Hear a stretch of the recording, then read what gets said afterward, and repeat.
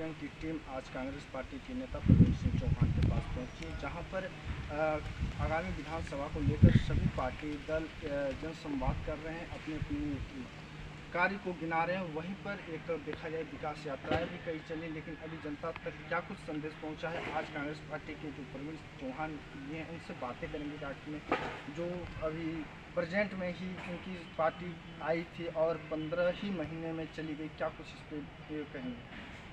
बहुत बहुत धन्यवाद मनोज जी। देखिए, जो 15 महीने की हमारी सरकार थी, जिस प्रकार से आदरणीय कमलनाथ जी ने जन कल्याणकारी कार्यों को किया, जन कल्याणकारी योजनाएं लेकर के आए, 100 यूनिट पर 100 रुपये तक का बिजली का बिल, किसानों का कर्जा माफ़, जितने सामाजिक सुरक्षा पेंशन थे उसको दुगना करने का काम किया। तो कहीं न कहीं जनता के हित की नीतियां लेकर के कमलनाथ जी इन 15 महीनों की सरकार में आए। इस चीज़ को देख करके भारतीय जनता पार्टी में एक घबराहट थी और एक खौफ था कि यदि कमलनाथ जी 5 साल तक रह गए तो कांग्रेस पार्टी को सत्ता से 20 वर्ष तक बाहर कर पाना मुश्किल है। इन्होंने धन का उपयोग करके, बल का उपयोग करके विधायकों को खरीद फरोख्त करने का काम किया और हमारी सरकार चली गई। आज फिर से हम सब चुनावी मैदान में हैं और कमलनाथ जी के की जो वादे हैं, तमाम जन कल्याणकारी योजनाओं के साथ वो वादे लेकर के आए हैं कि जैसे बहनों के लिए जो ये 1000 देने का काम कर रहे हैं, कमलनाथ जी की सरकार आएगी तो हम 1500 देने का काम करेंगे, 1500 से भी और अधिक देने का काम करेंगे।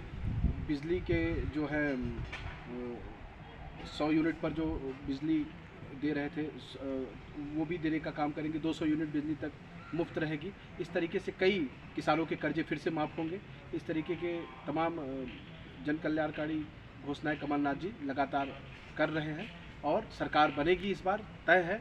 जनता भी समझ चुकी है भारतीय जनता पार्टी के खोखले वादों को और वो जनता के कार्य कांग्रेस की सरकार में होंगे। लंबे समय से भाजपा सरकार और भाजपा विकास को लेकर अपने मुद्दों पर यहाँ पे अभी दावेदारी कर रही है, इस पर क्या कहेंगे?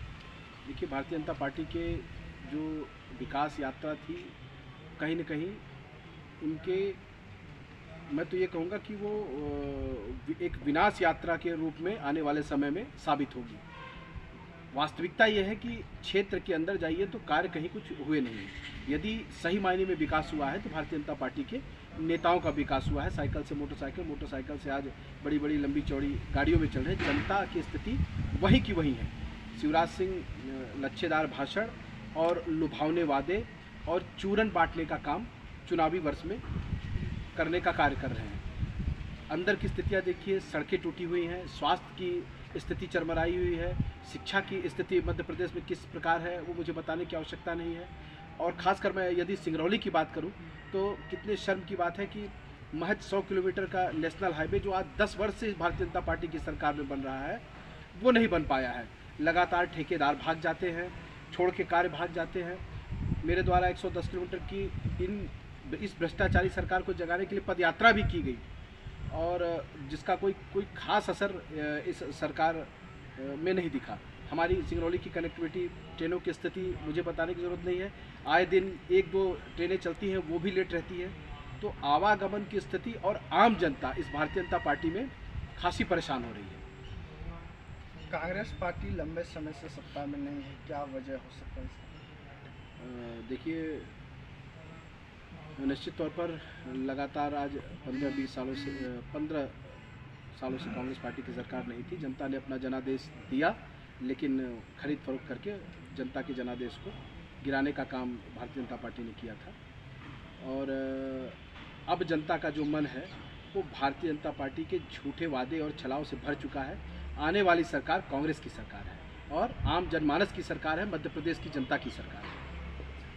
आगामी विधानसभा चुनाव में किन मुद्दों को लेकर कांग्रेस पार्टी चुनाव लड़ रही है? जो कमलनाथ जी के जन कल्याणकारी जो योजनाएं हैं, जो उन्होंने वादा किया है कि आते ही किसानों का कर्जा माफ़ करेंगे, बिजली का बिल हाफ करेंगे, 200 यूनिट तक की बिजली मुफ्त देने का काम करेंगे, बहनों को 1500 रुपये प्रति माह देने का काम करेंगे, रोज़गार देंगे, स्थानीय लोगों को 70% रोज़गार देने का कार्य किया जाएगा।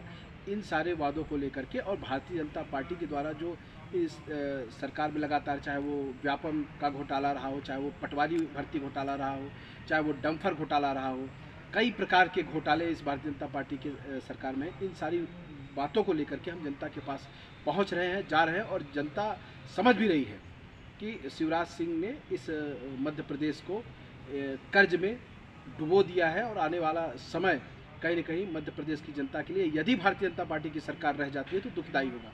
तो जनता इस बात को समझ करके लोकप्रिय नेता आदरणीय कमलनाथ जी के नेतृत्व में हम सब कांग्रेस की सरकार बनाने जा रहे हैं।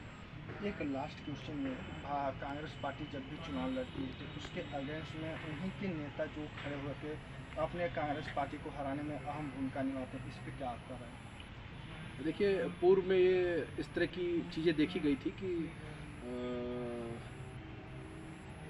कुछ शीर्ष नेतृत्व की कमी, कुछ हम सब कार्यकर्ताओं की कमी के कारण हम चुनाव थोड़े थोड़े अंतर से हारते रहे। लेकिन इस बार ऐसा कुछ नहीं है, हम सब एक होकर के कांग्रेस पार्टी जिसको अपना प्रत्याशी बनाएगी, हम उसके साथ कंधे से कंधा मिला करके पूरी ताकत के साथ चुनाव जिताने का कार्य करेंगे और भोपाल तक भेजने का कार्य करेंगे सिंगरौली से। तो हमारे साथ एशियन के न्यूज़ के खास कार्यक्रम में प्रवीण सिंह चौहान जुड़े हुए थे, जो कि जनता के मुद्दों को लेकर बात चर्चाएँ की गई।